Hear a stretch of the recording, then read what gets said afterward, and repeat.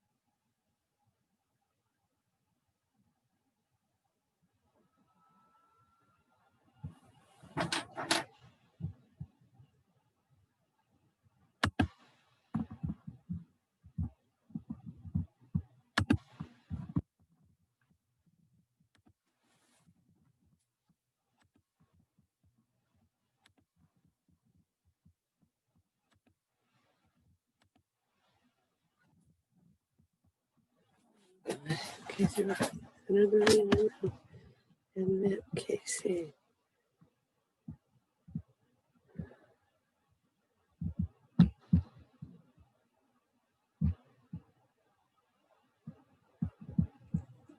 Good morning. Hi, Casey. How are you? I'm well. I just wanted to log on and make sure I could get in. So Yeah, thank you very much. Janelle's here too. Janelle's the co-moderator. She'll handle the questions.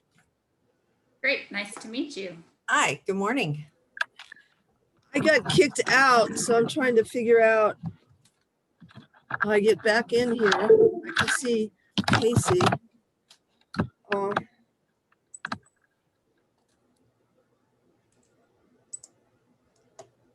I see Casey. You see Casey too? I see Casey, yeah. I'll be right back. Okay, Casey, do you see the PowerPoint? Let's see. Yes, I do. Great. Okay, Casey, we really appreciate this. Oh, sure. It's my pleasure. Thanks for inviting me. Yeah, I think it'll be interesting discussion. I looked at the program agenda. It looks like the afternoon will be really interesting too. Great. So at OCU, are all your classes online or on Zoom right now? We actually have in-person classes for the most part, but have been very flexible in kind of doing both for all the classes we can. So many students choose to attend online, but we're having in-person classes quite successfully right now. So You're having what? in-person classes pretty successfully. So, you know, everyone's So masks and socially distancing, and it's been great to see our students buy into keeping the community safe. So we've had a lot of success so far, and I'm knocking wood because the state numbers are looking alarming at this point. So agreed. Yeah, the students at UCO have also been very compliant. And we thought they'd reflect some of the attitudes in the broader community, but they're not. just one more reason I like our students and that generation. They seem to really understand things. So it's nice. I agree with you. Yeah, it's very refreshing. It's a good thing. Yeah. So Elizabeth, did you want me to monitor the chat questions? Please. And any comments Okay. that come up. And in real time, like when they come up or just to put Well, them we'll, wherever I can. yeah, we'll have a point where there's a lot of preliminary stuff here. Uh-huh. First of all is sort of welcoming everybody, the land acknowledgement, and then introducing everybody, and then a basic background of the case. Uh-huh. And Casey, if I misinterpret anything or get it wrong, do not hesitate to make a correction. Okay, I'm sure you'll do great. Okay, I just, you're an attorney, I'm not, so whatever. Anyway, after we do that, then I've got some questions for the panelists. And then I'm going to ask the panelists if they want to talk to each other and make comments on each other's comments or whatever. And then we'll open it up to questions. Okay. And Janelle, I just sent you an email this morning with a list of questions that the Muskogee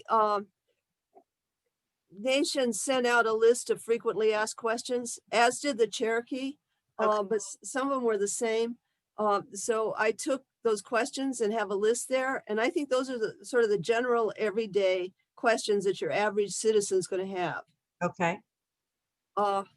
And Casey, do you have a question about, well, I'm going to have a question. I don't know if this is appropriate. Does McGirt actually make Oliphant versus the Squamish Indian tribe in 1978? Does that reverse that? No, not at all. Golly, that's sad. Yeah, I wish they would go ahead and fix that, but they have not. So the rules, the rules haven't changed. It's just the land base where the rules apply has shifted and been properly recognized now. So I see. But federal law is still federal law. yep, didn't change the rules. Just I hope at some point Congress sees fit to fix Oliphant, but I've been hoping that my whole life. So Casey, if I ask you about that, could you go ahead and explain what that is for people and how that impacts Indian women, especially? sure. You bet. Yes. Super, super. Thank you. And we just have 1 hour, is that right? That's it. Okay.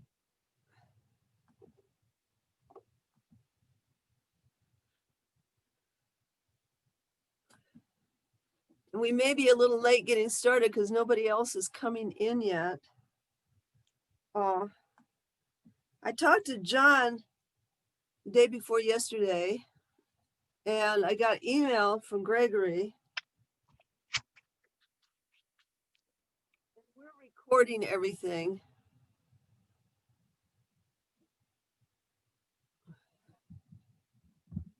So I'm stopping the screen share for a second here.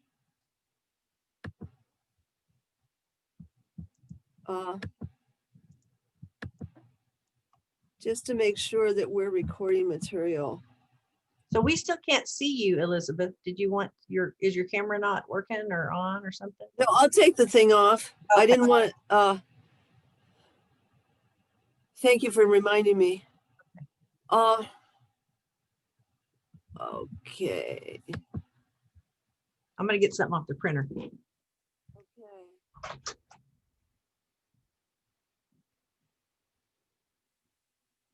We have more people coming in. Great.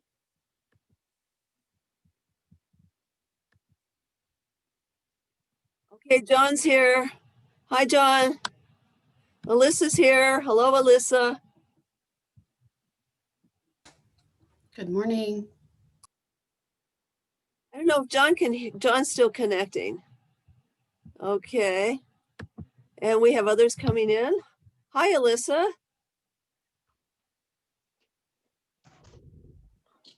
Good morning. How are you? Great, great. And it's an honor to be here. Thank you so much. Can't tell you how excited I am. I think I shared the Central State connection. My dad went to.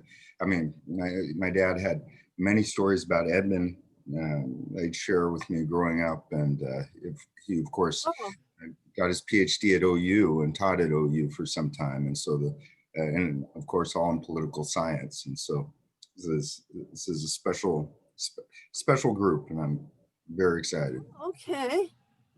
Well, I'm going to ask some of our professors who now are retired in political science, they remember him. Certainly they will. Sure. Well, I mean, Dad was 86 when he passed this year. So this Yeah, was some sorry. time. Yeah. Yeah, this was some time ago. He taught in he was at OU as a student and then a professor, mostly in the 60s. So sometimes some time has passed. But What a time to be a professor on a college campus. absolutely, absolutely. And from OU, he went to Kent State. I think it was after. Really? Yeah, I think it was a year or two after the, the shootings at Kent State. But he's always OU to his core. Okay. That's Oklahoma. Okay, we're getting more people here, which is fantastic. And we've got about 2 minutes to go. Haven't heard from Gregory yet. I'm right here. Oh, there you are. Yeah. Well, welcome and hello. Thank you so much, Gregory. Sure. My pleasure. Okay, I'm going to pull up the PowerPoint, and we will start at 9 o'clock. We've got another minute here to go. And folks, I was telling Casey, but I want to tell everybody, if I make a mistake, please do not hesitate and correct the mistake. I make mistakes all the time, so we'd rather that the correct information get out there.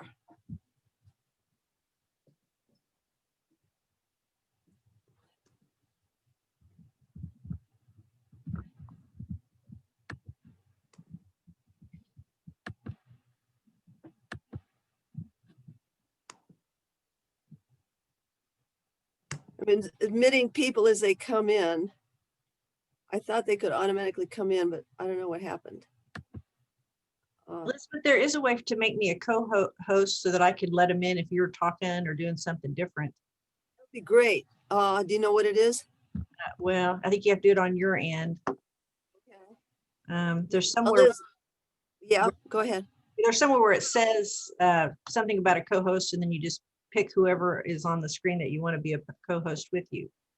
So the way that you do it, Elizabeth, is if you go to the person's picture and you go to the top right corner, there's 3 dots. If you click that, then it'll pull down a menu and it'll say make co-host. Thank you, Alyssa. Yes.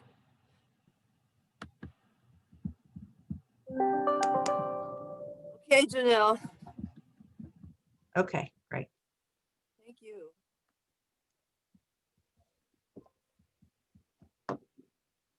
Thank you, Alyssa. Okay, it's 9 o'clock, folks. We're going to hit the road. Welcome to the panel. And we want to thank the Oklahoma Political Science Association, and we want to thank the president, Dr. Shanna Pageant, for accepting this panel. And we also want to thank the UCO 21st Century Pedagogy Institute, who, when they heard that Ambassador Chatavi's father had graduated from Central State University, said, we want to be on the program. We want to be one of the sponsors. So we want to thank them and well as remember your father. So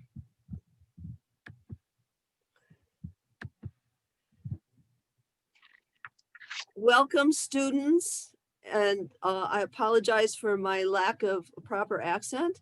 Hensa Kova Hiklakli, that's Muskogee, for welcoming students. And today we're hoping to nourish our learning spirits. We want to start with a land acknowledgement. University of Central Oklahoma and the main campus, as well as the ancillary sites, sit on the land of the Wichita, Osage, Caddo, Kiowa, and Comanche people. Today we are honoring all the tribes in Oklahoma and all the people of Oklahoma. And we specifically honor all elders, past, present, and emerging. And we hope that this will be a small step toward the larger steps that we need to take as Oklahoma people to resolve issues and to move toward reconciliation and to allow our society to flourish.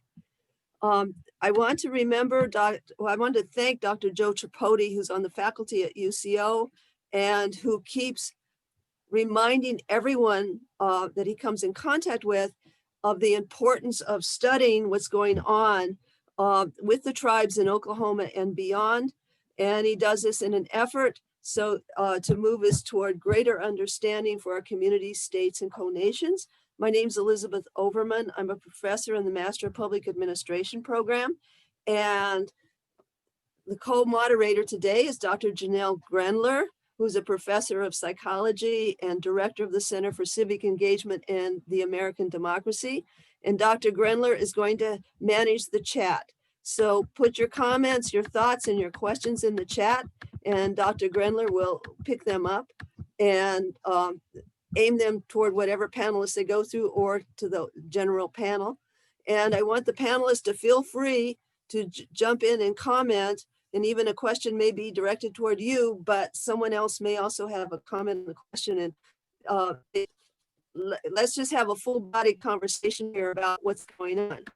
Okay, now it's with pleasure that I can introduce the panelists. And starting with Ambassador John Chudhuri, who is a citizen and the current ambassador of the Muskogee Creek Nation, where he has also served as a judge on 5 different tribal courts, including. Oops. Elizabeth, we lost you.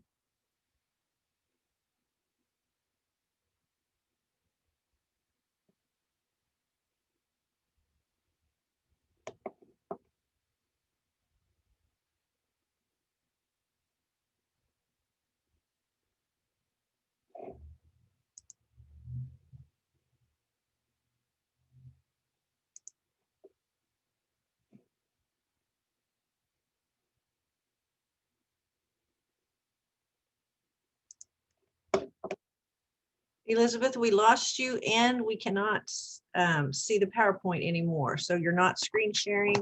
I know you were going to take that off so you could introduce the speakers. Looks like you're muted now and we still don't see your camera. There we go.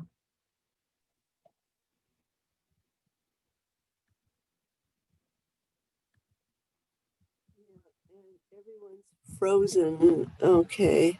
There we hear you. Now you're back. Okay, I'm back. I lost the PowerPoint.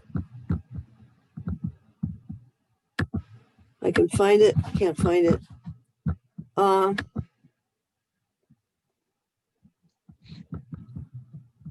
I'm going to go ahead, even though I can't find the PowerPoint now, and introduce everyone.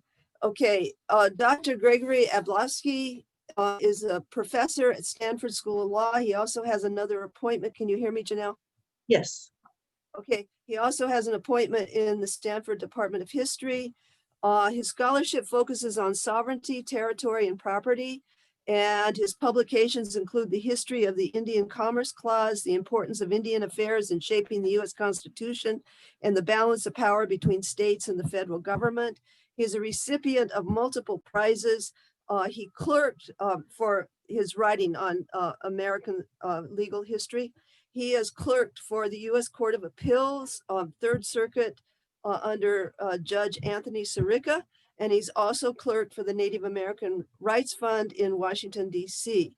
And Dr. Casey Ross is also joining the panel. She is director of the American Indian Law and Sovereignty Center at Oklahoma City University.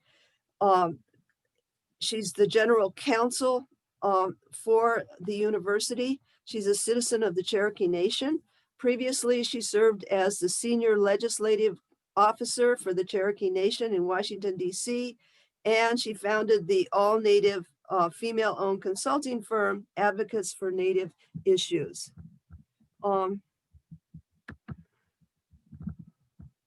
Okay, I'm going to briefly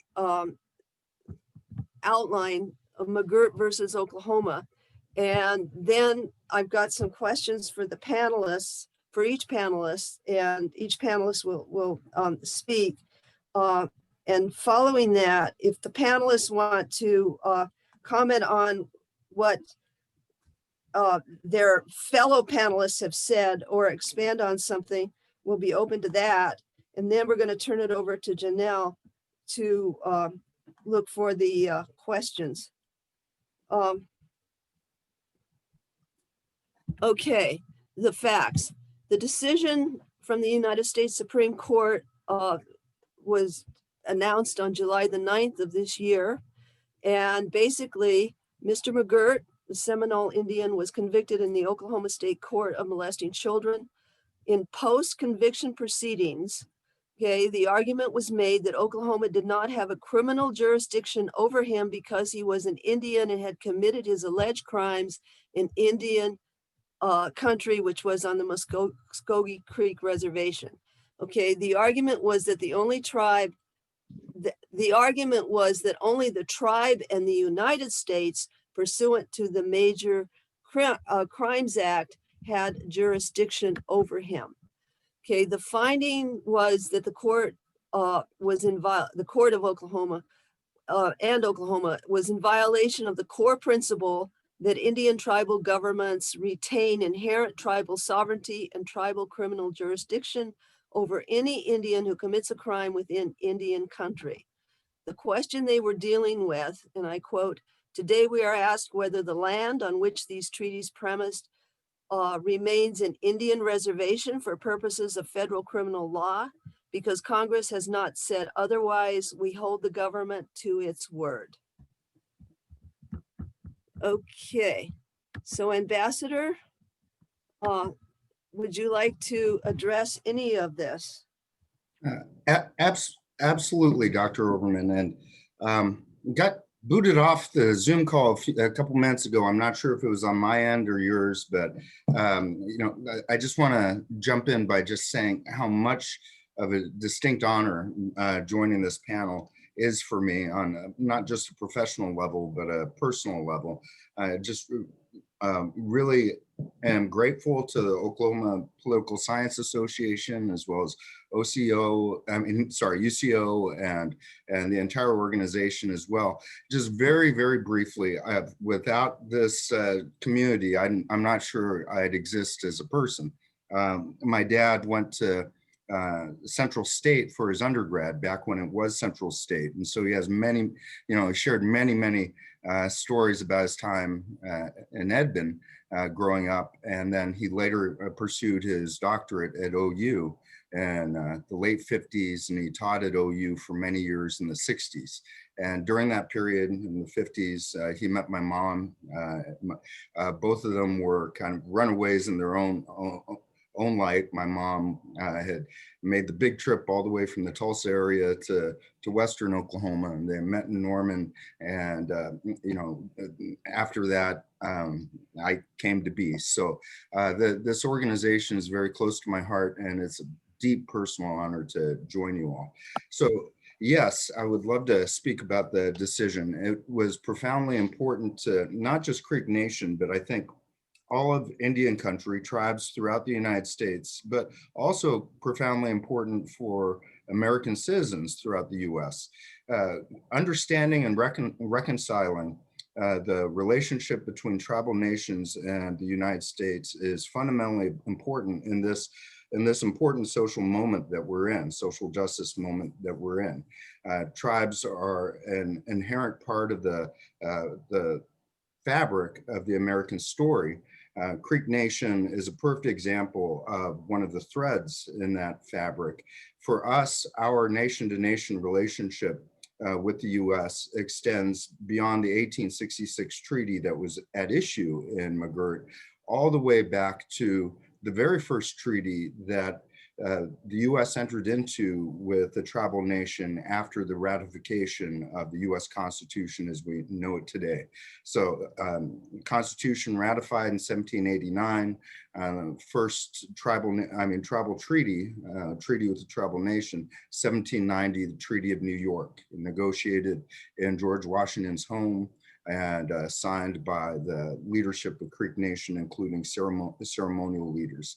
That helped give legitimacy to the United States on a global stage when it needed it most. On the heels of the American Revolution, the U.S. had to convey strength and nationhood, especially to European powers, to keep the republic moving in the direction, building on the federalism that was so hard fought in the revolution. And Creek Nation and other nations were there at that critical time, and have been throughout the entire US story. So the decision in McGirt is really an extension of that story that is a story about America. And for us at Creek Nation, as well as many natives throughout the US, the feeling was beyond the legal impact on a very profound personal level. For once, the highest court in the land got it right. It didn't buy into false narratives in an effort to achieve a certain outcome. Instead, it applied the precedent that existed in the law in a way that upheld, for once, tribal sovereignty. Now, those wins are few and far between, but certainly wins of that magnitude are truly historic. Many people have discussed the McGirt decision as the biggest decision in well over a century, and have put it within the Indian law rubric on par with cases such as Worcester versus Georgia, but have even put it on par with cases outside the Indian law rubric, with cases such as Brown versus Board of Education. I think that's how significant the case is for standing for the US Supreme Court being willing to have the intellectual honesty to apply, in this case, the precedent of the Solemn versus Bartlett line of cases, to apply the law in a way that ran against a lot of the negative narratives that had been pushed by anti-sovereignty activists in the lead up to the case. Let me talk briefly about those narratives because they relate to what is going on the ground today at Creek Nation. And the lead up to the decision, both in the preceding Murphy case, which had a similar fact pattern as McGirt, as well in the McGirt case itself, the state of Oklahoma, as well as various special interest groups, filed briefs claiming that if the US upheld precedent, that there'd be chaos in the streets, that businesses would run for the hills, and that there'd be all sorts of jurisdictional gaps that were created.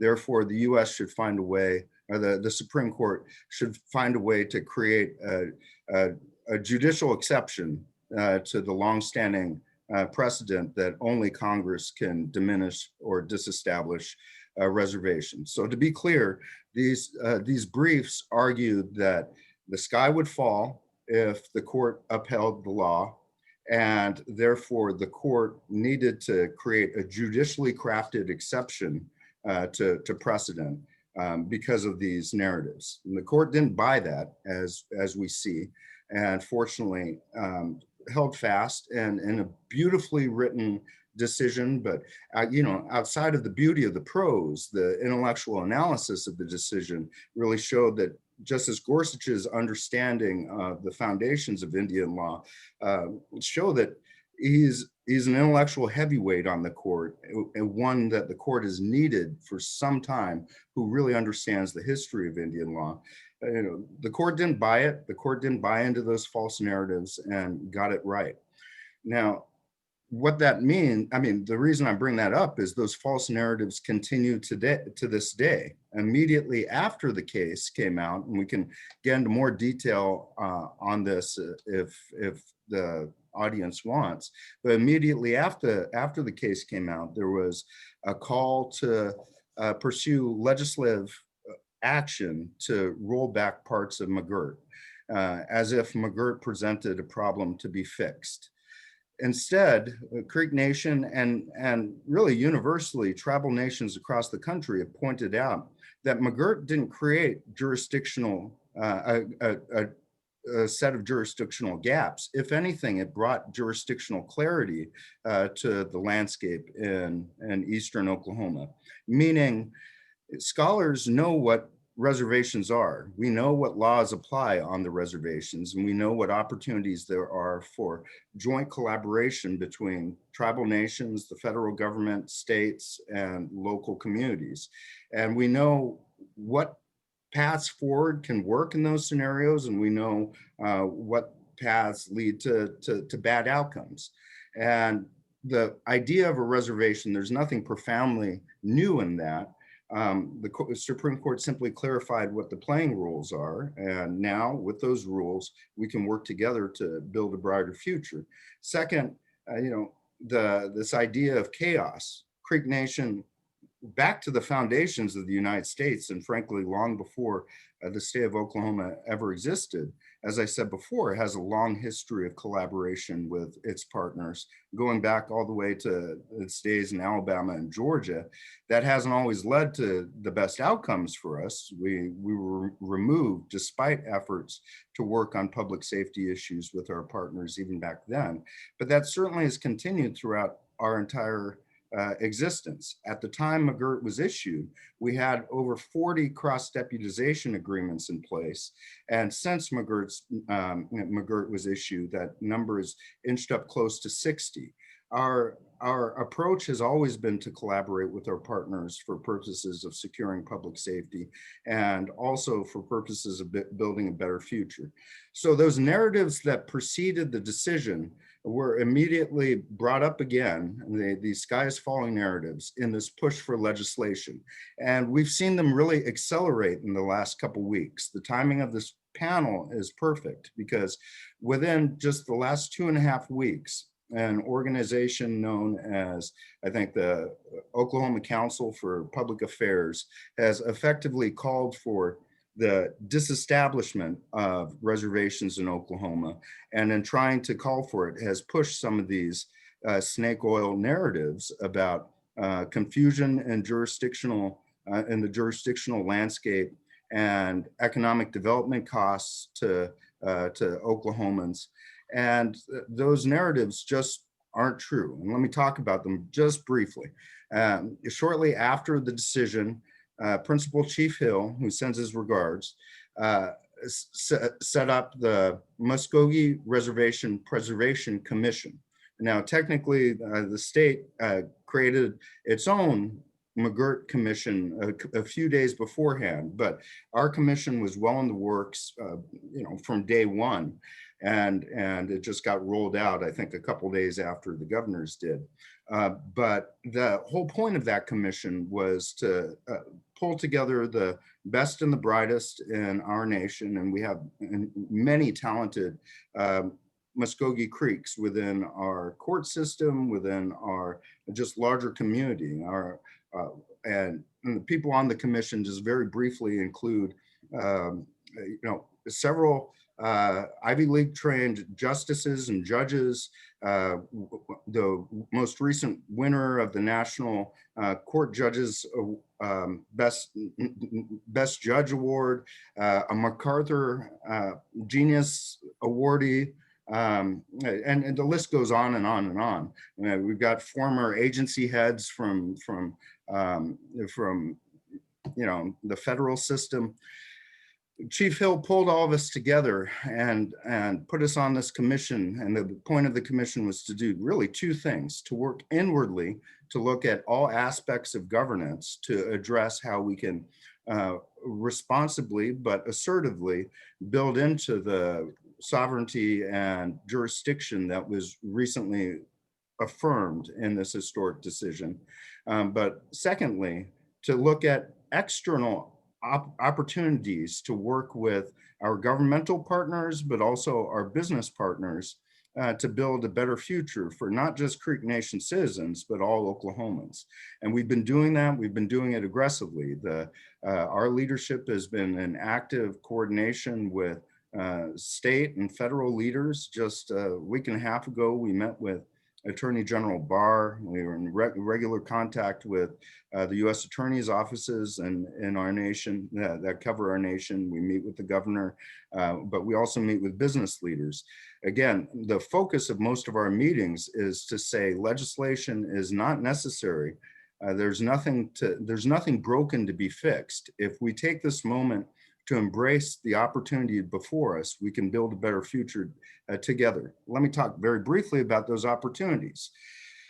Sovereignty is good for natives and non-natives within our borders and within all Indian country borders. We've seen the benefits to non-Indians across the board, not just in Creek Nation but throughout Indian country when sovereignty is allowed to flourish. What is sovereignty? Sovereignty at its heart is local decision-making.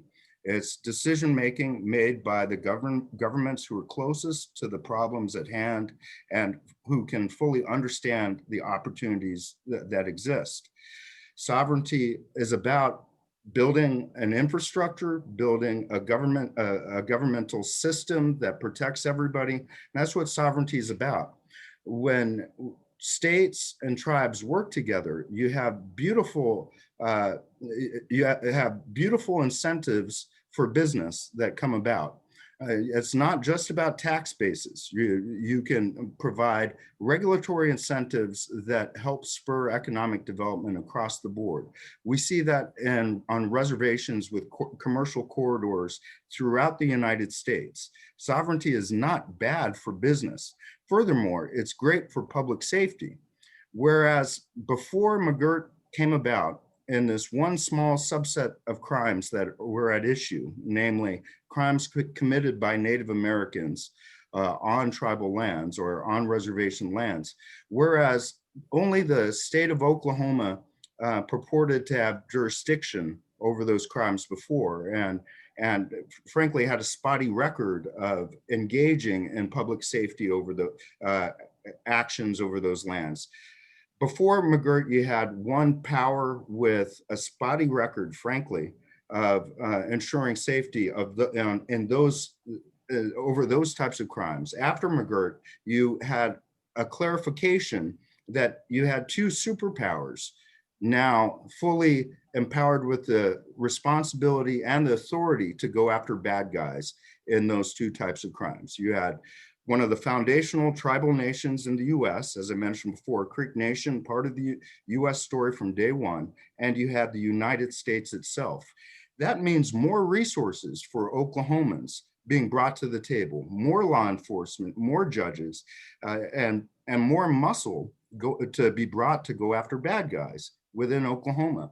The number of cases, number of bad acts by criminals didn't increase the day after McGirt. There's still the same population doing, some bad people are going to continue to do bad things.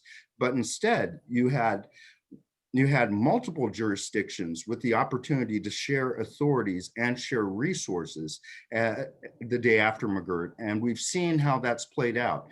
Today, with the investment that Creek Nation has made, we've already invested well over $2.1 million recently of our own funds to bolster our judicial system and our law enforcement system.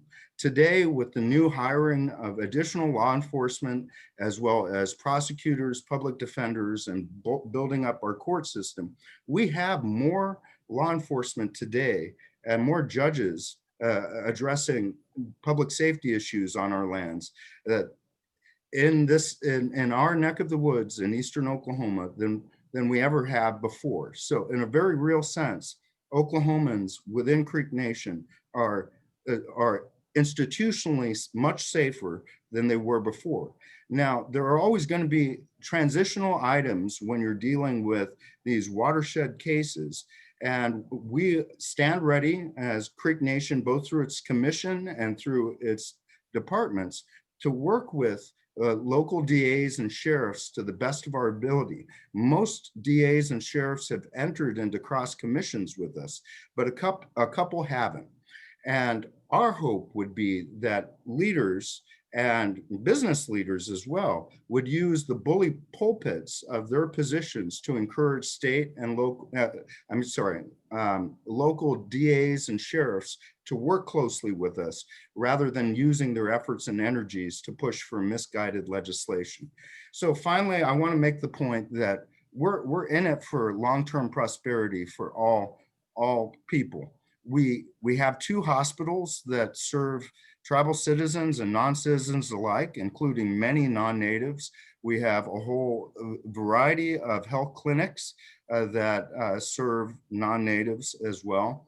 Our infrastructure that we are investing in to build our governance produces sewer lines, utilities that benefit everybody.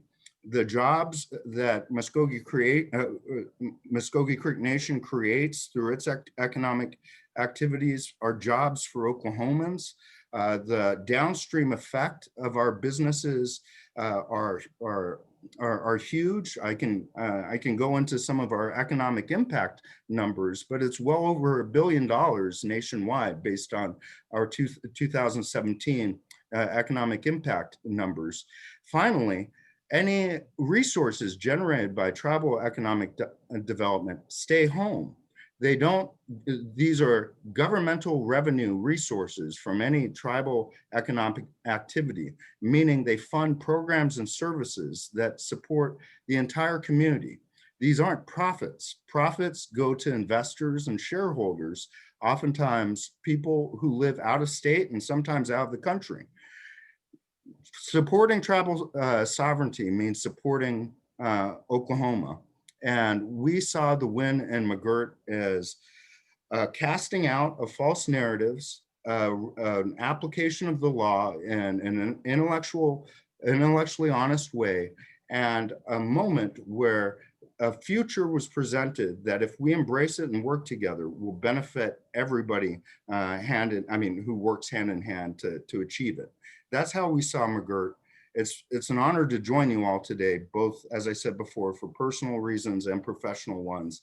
And thank you for your time. I'm gonna kind of wrap it up, but I'm looking forward to answering any questions anybody may have.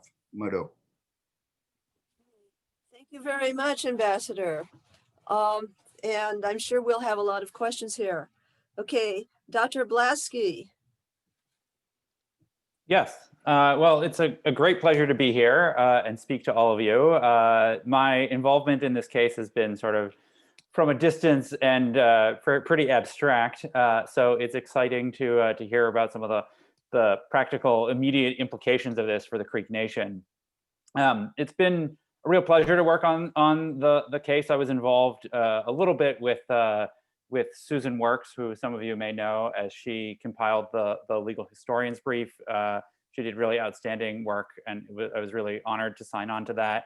And then we had the pleasure at Stanford of twice mooting Riaz Kanji, who was, of course, the counsel for the Creek Nation in the case prior to the argument, which was also a great honor for us. So it's been a real pleasure to work on the case, and so it's been incredibly gratifying to see and hear about the important dividends of this for the Creek Nation and their sovereignty.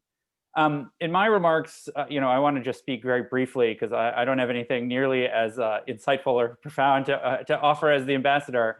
I just want to say a little bit about sort of the big picture from working on the case about some of these false narratives that he spoke about that were being peddled in the case. One of the things that I was struck by as I spoke with the counsels for both for McGirt and Riaz was this trope, the idea that sort of statehood necessarily eliminates or somehow destroys tribal jurisdiction and sovereignty, which in many ways was at the core of what Oklahoma was arguing and claiming. I think it's pretty clear, and fortunately Justice Gorsuch repudiated pretty clearly, that as a matter of history and of law, this narrative is clearly mistaken. But what's striking to me is how familiar this narrative actually is, right? I mean, as a legal historian, I spend more time probably than I would like spent reading through sort of legal arguments peddled in the past in the 18th and 19th centuries. And what's striking about the narrative of statehood destroying tribal sovereignty is it was precisely the exact same claim that was asserted by states like Georgia, Alabama, and Tennessee during the era that we euphemistically call removal, to try to destroy the sovereignty of the five nations of the Southeast. So in many ways, the false narratives that are being peddled are hardly new. These are unfortunately deeply rooted, and they've been used for incredibly destructive purposes in the past.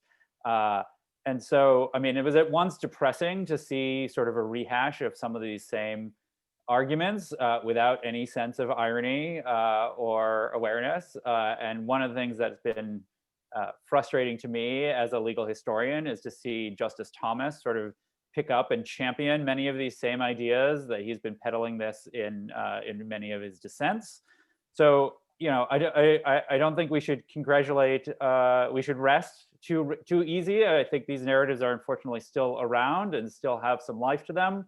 But what was incredibly satisfying about the McGirt decision was exactly as the ambassador described, to see how thoroughly Justice Gorsuch repudiated these accounts that are really predicated, as he pointed out, on sort of misreadings and snippets of text taken out of context that really are at war with the textual understandings and the understandings that were applied historically. And so, you know, I think one of the striking things about McGirt, Ambassador Chowdhury spoke about the connection to sort of Worcester.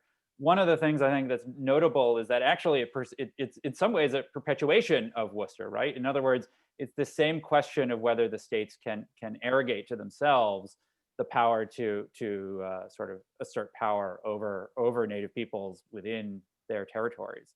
And McGirt upholds the legacy of Worcester, which, you know, one of the things I find frustrating about Worcester is that it's one of these cases that the court has sort of given the backhand to, chipped away at, not given the due consideration that it warrants. And so one of the incredibly satisfying things about this opinion was reading how robustly Justice Gorsuch defended that principle.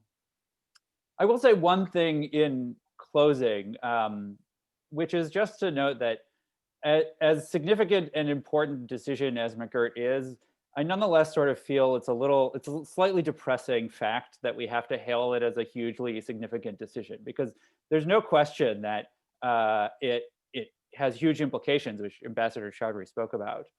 But I also think I mean, the Supreme Court merely applied the same law that a unanimous court had laid down only 3 years earlier in Nebraska versus Parker.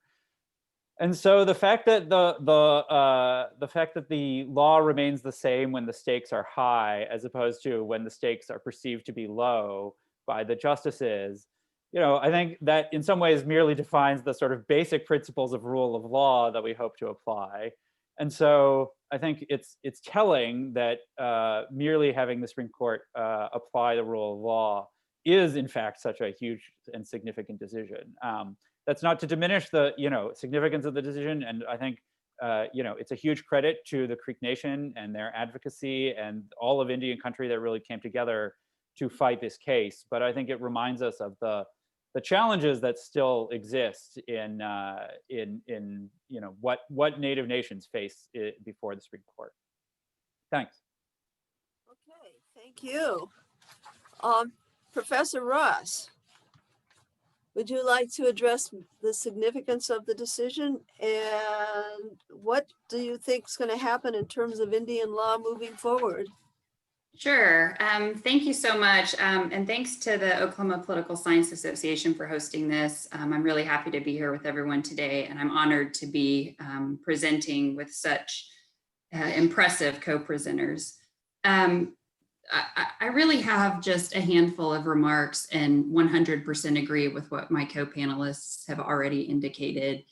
As Murphy was making its way through the system, and then McGirt, it was really frustrating as an Indian law practitioner to see how these false narratives took hold and kind of took on a life of their own. And as someone who trains future lawyers and spends my time, really in the weeds on Indian law decisions from the Supreme Court, it was just a frustrating exercise to, see this discourse take place, and to just want to kind of, grab someone by the shoulders and say, hey, that's not how this works. That's not how Indian law works. Okay, you need to calm yourselves down.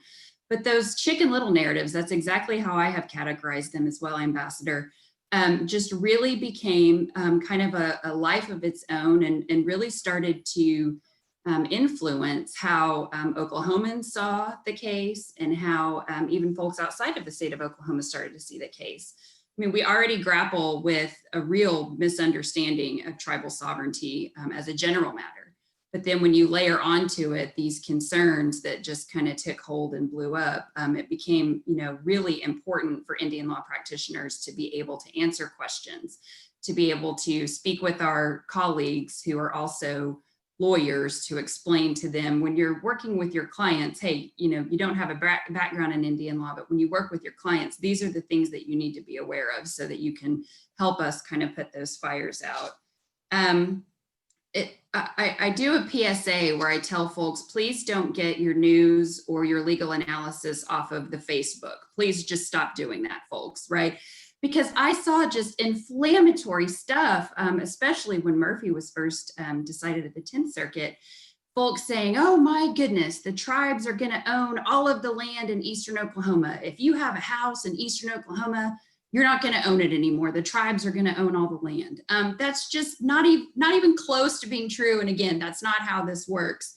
I saw a lot of concern about, folks being subject to tribal criminal jurisdiction, folks being subject to tribal civil jurisdiction, and trying to explain in a Facebook comment the rules of criminal jurisdiction in Indian country, not going to work, right? But really trying to push answers to those questions out there so that folks would calm down and understand what the decision actually means.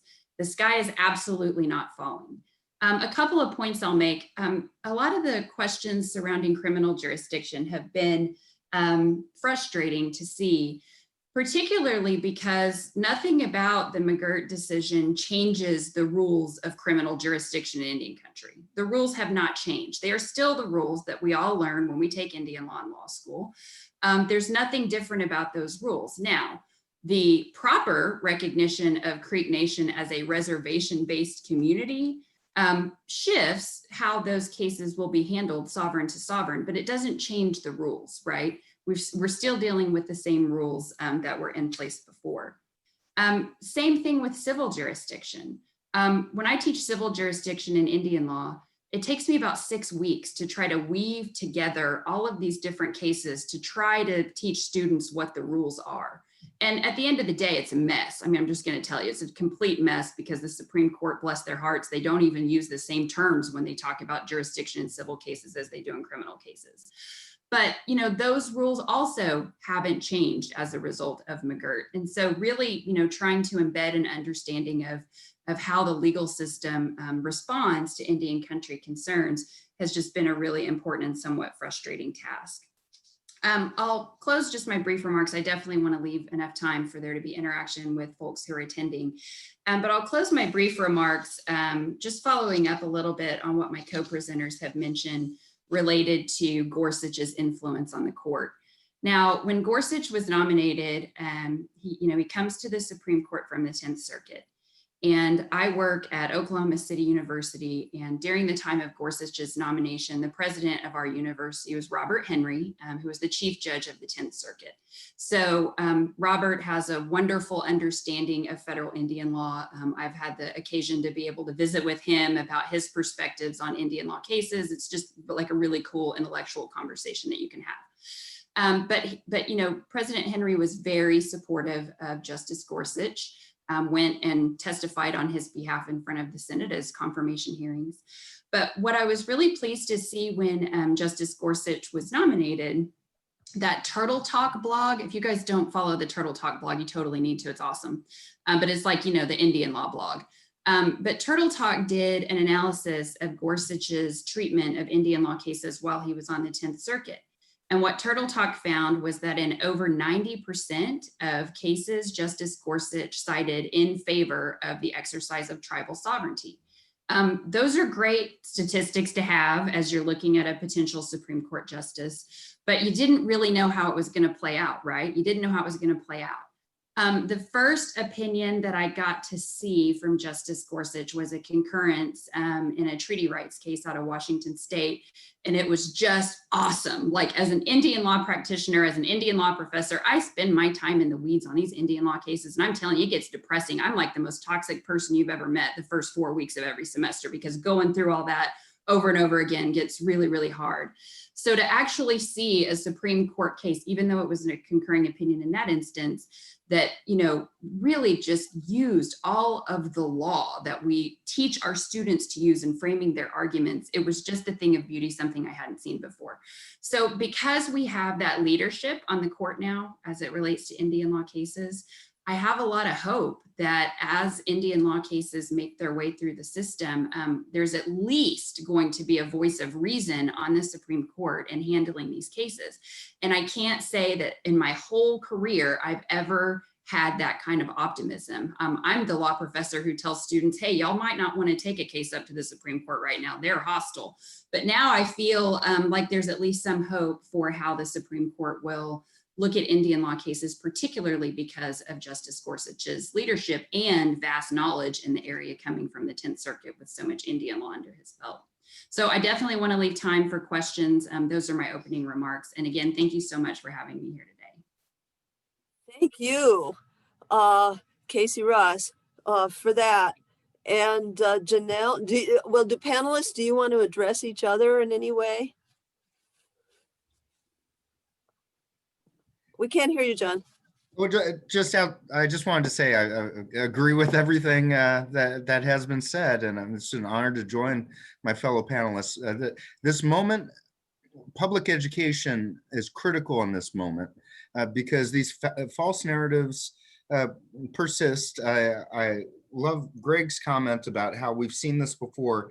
A little side note, Professor Ross probably can relate. You know, the tribes of the Southeast, we did hunt, but we had very complex farming systems in place, as did natives throughout this hemisphere. And we had trade routes all throughout this hemisphere, you know, all the way from Canada to South America. But you had to dispel all of that when you had to when you had to justify removal. You had to dispel all of that when you had to impose allotment. So we've had just false narratives pushed about us basically running free on the lands. If you actually look at some of the language in Johnson versus McIntosh that is part of the Marshall trilogy, so to speak, they had to overcome this concept of native ownership of land. And in order to do that, there's this falsehood of kind of terra forma or wilderness created, where natives didn't have a conception of ownership. So we ran free like wild animals. So it was okay to take the land.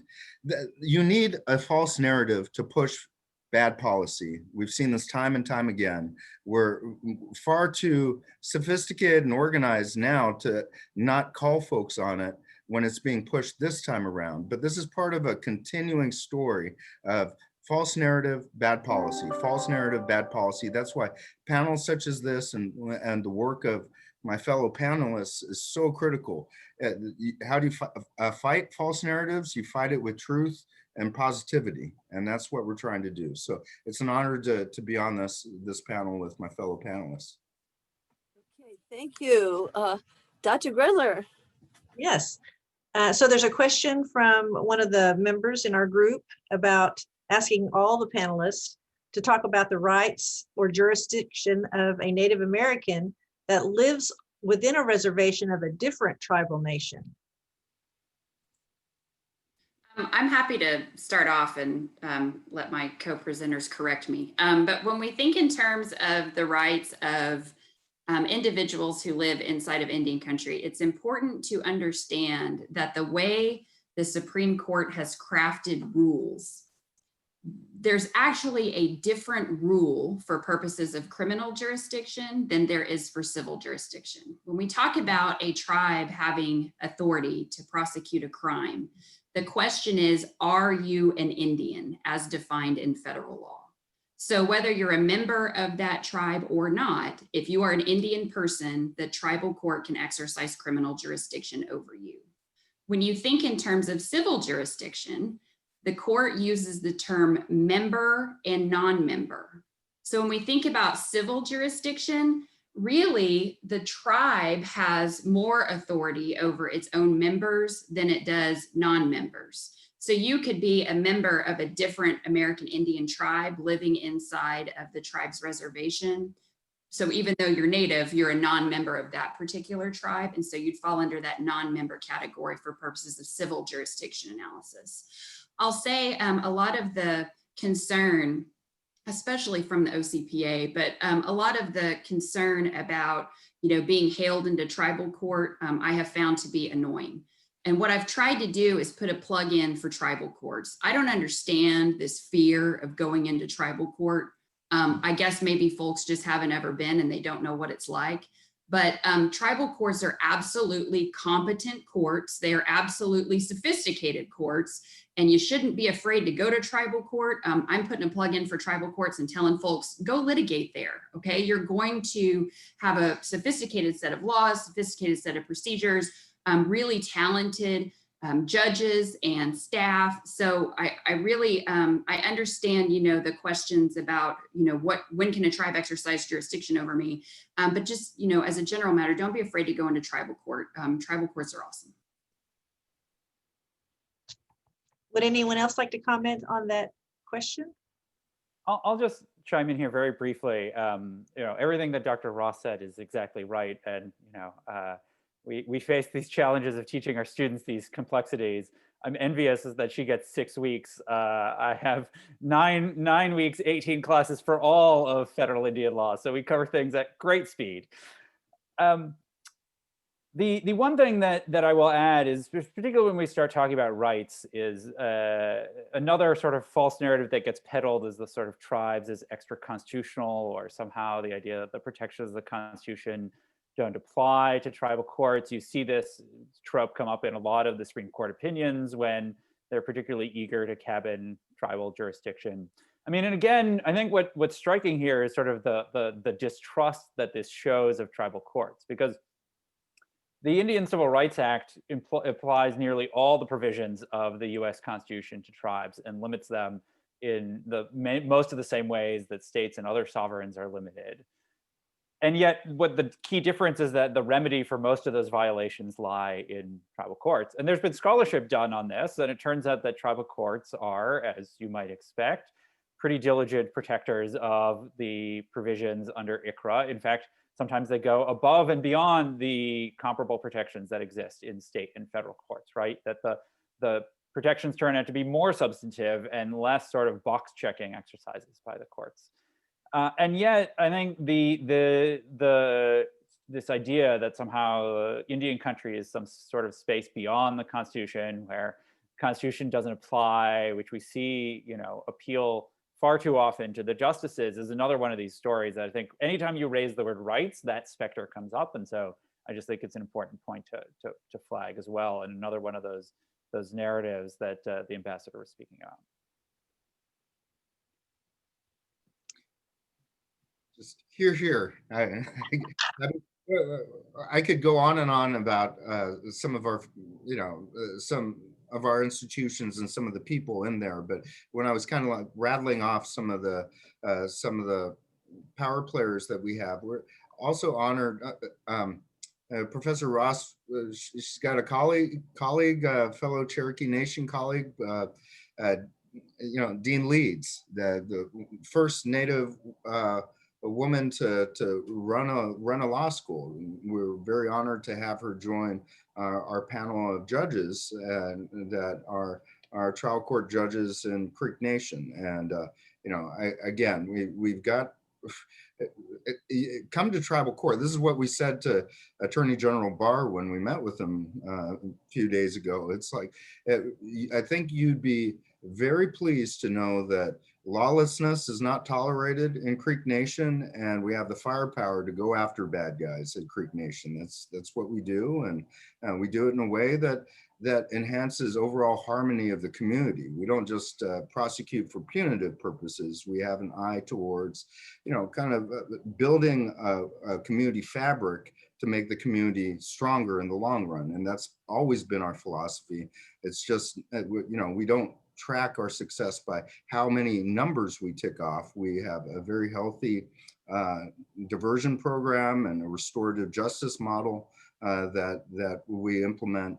And so we're not just, we don't just have the infrastructure in place to go after bad guys. We've got the philosophy in place to enhance everybody's safety and in a way that's consistent with our values. And that's what justice is about. And so just here to everything the panelists said, yeah, come to Creek Nation, come to Cherokee Nation, come to any of our nations and see our court systems. I think people will understand that these are some of the best court systems in the business. So, no. Okay, so there isn't another question in the chat, but I do have a frequently asked question, and one that I had actually heard around the time that the McGirt decision was made. It asked about the ruling. Does this ruling place convictions in question? And will Indian people who are in state prison automatically be released? Go ahead. Let me take that one. This is just one of the most ludicrous. This is one of the reasons. This is a great question, by the way, perfect question.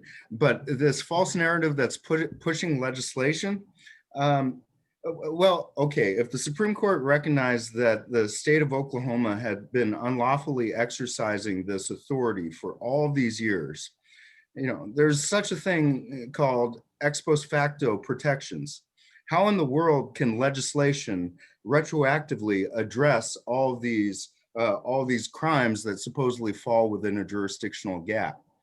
There's no jurisdictional gap. As we said before, the Creek Nation and the U.S. Attorney's Office clearly have concurrent jurisdiction over these crimes committed by Native Americans.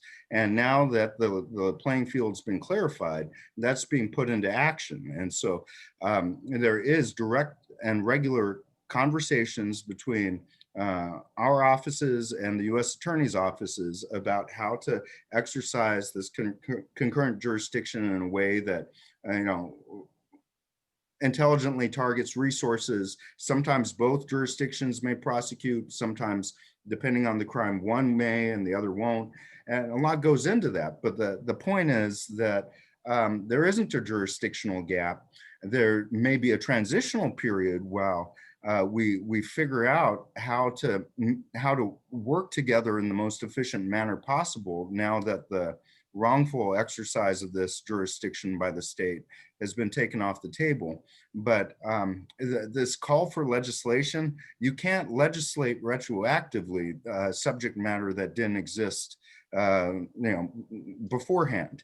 And so what the call for legislation is really about, to be honest, it's about resources, as these narratives always have been. The removal wasn't just about land or actual physical resources. It was also to kind of bolster the chattel slavery industry that was in existence at the time. It comes down to resources. Just sorry for going off on such a tangent, but in terms of releasing prisoners, we haven't seen that happen.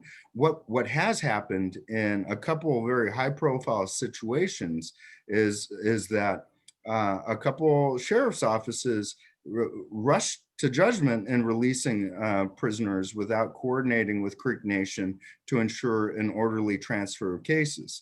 Now, if everybody works together, you won't see that happen. And Creek Nation, all Creek Nation or any tribal nation can do is do its part. We stand ready to work with anybody who will work with us on orderly transfer of cases as well as orderly investigation of cases, but we can't control other jurisdictions. So you may see transitional examples that come up that the false narrative pushers will try to hold up as poster children to say, hey, the sky's falling. But there's nothing that intergovernmental collaboration and coordination can't address. And that's where our focus is. We stand ready to work with everybody to build a better future together. It's just, we hope that other leaders do the same to encourage their counterparts within their systems to work with us. Thank you. Elizabeth, should we ask one more question or do we need to wrap up? Go ahead. Go ahead. Okay. This is an interesting one. Is this decision related to the tribe's dispute with the governor over the gaming compact? And I know my fellow panelists know a lot about this as well, so I don't want to take up too much time, but this is so much bigger than the gaming compact. I mean, there's a similarity in the sense that we're thankful that the governor who just lost in the courts on the gaming compact has chosen not to appeal. I think that was a wise decision. Appealing would have just resulted in the same decision, but the same decision being reached only after a lot of unnecessary expense. And so the governor chose not to appeal, but what was at the heart of that decision was, for whatever reason, the governor chose to try to impose state wishes on sovereign tribal nations, and that effort to unilaterally impose state interests is inconsistent with existing law, and it was rejected in the courts. And to that extent, in terms of how it plays into this larger narrative of states trying to impose their will on tribes, there is a correlation, but that's kind of where it stops. The McGirt decision is kind of much broader and much bigger than the gaming decision. Do either of you others, Greg or Casey, want to comment on that? Agree 100%. And the other correlation I would draw is that the tribe was successful in both fronts. Okay. I want to thank everyone for coming today, and I especially want to thank our panelists and Dr. Grendler for making this feasible and possible. I think we need to remember that the United States needed the Cherokee and the Muskogee and other tribes at the moment to recognize the United States in order to become the United States. So we are in this together. We've been in this together since the beginning. And as the ambassador says, we want to build a better society for everyone. So thanks to everyone. And I think that's it. It's been an honor. I very much appreciate the invitation. I'm very honored to join Casey and Greg. And thank you, Dr. Overman. Thank you, John. Yes, I echo all that. It's a real pleasure to have a chance to come and to meet both of you. Yeah, it's really nice after having worked on the case to sort of get to think about meet the people who are working to implement it on the ground. So it's fantastic. Thanks. Thanks so much for having me, and thanks everyone for your attention today and for participating. It was very interesting. I enjoyed it very much. Thanks again. I'm going to close the meeting. I guess, Janelle, do you close? Do I close? I can do it. Okay. Bye. Stay safe, everyone.